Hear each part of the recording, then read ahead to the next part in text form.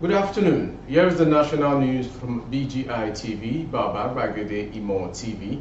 I am Morire Rabila Lawal. First are the major headlines for the national news. Digitalization, 30 million candidates to access Waec certificates online. Ex-governor fumes as death toll rises in Benue attacks. On the news, Hùnt kills self in questionable circumstances. Gunmen abducted teen, shoots one in Niger community. And lastly, on sports, 2022 Under-17 Women's World Cup, Olowokere reflects on Flamingo's victory against USA. The news in detail.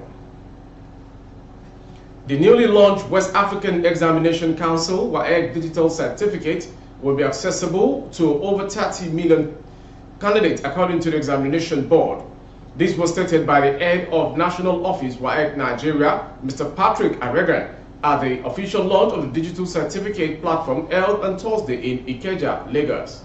Speaking to journalists and other guests at the event, Mr. Aregan added that from December 2022, certificate for West African Senior Secondary Certificates examinations would be available on the digital platform, which could be accessed via mobile or web-based devices. His words, we are very confident that this groundbreaking digital certificate platform will revolutionize the way people interact with the Waec certificate and drastically improve the mobility of our talented students as they move forward in life all over the world. Moving to the next story. The death toll from the reprisal by suspected headers on Beji in the Okum local government area of Benue State has hit 16. Inclusive 20, several people were said to still be missing on Friday.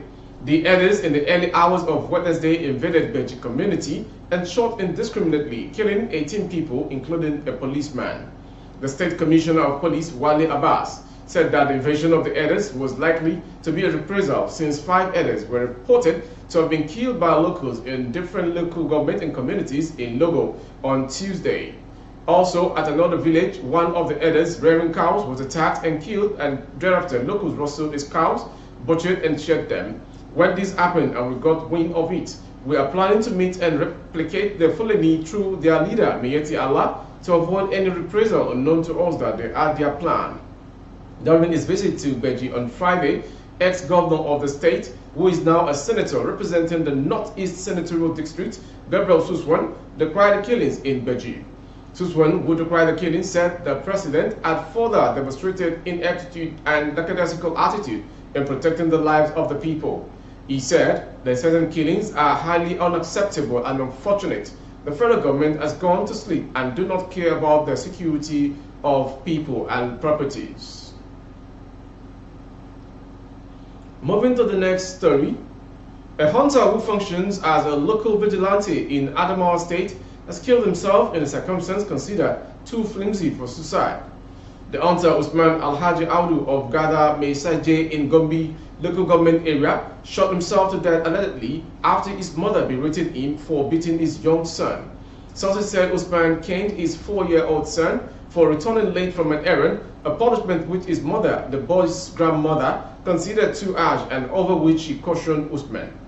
Usman reportedly found the caution of his mother unacceptable and reacted by reaching for his single-barrel Dane gun with which he shot himself. He was said to have uttered that he preferred to kill himself and leave the world for his mother. He shot himself in the stomach, following which he was taken to the hospital where he was confirmed dead. A source who on Saturday disclosed that the incident happened on Wednesday, October 19th, questioned Usman's rationale for killing himself. The community is still puzzled by Usman's action. People are still wondering why he should kill himself, because his mother cautioned him against beating his own son, Ashley, the source said. The police public relations officer in Adamawa State, SP Suleiman Ngoroje, who confirmed the suicide, said that the police were investigating the matter.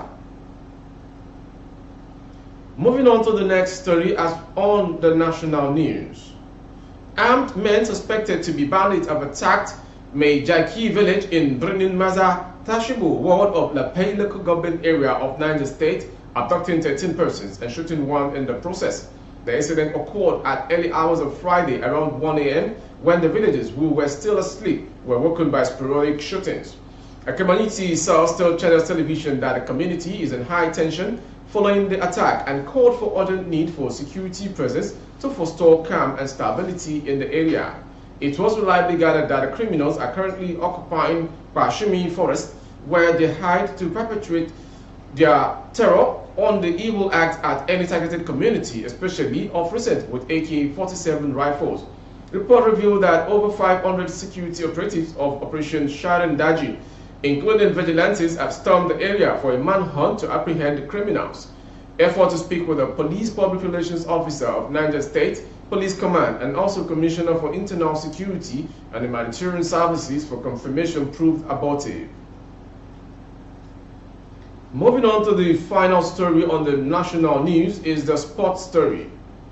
Flamingo's head coach Bankole Olowokere has lauded his players for their impressive performance in the team's victory over United States of America on Friday.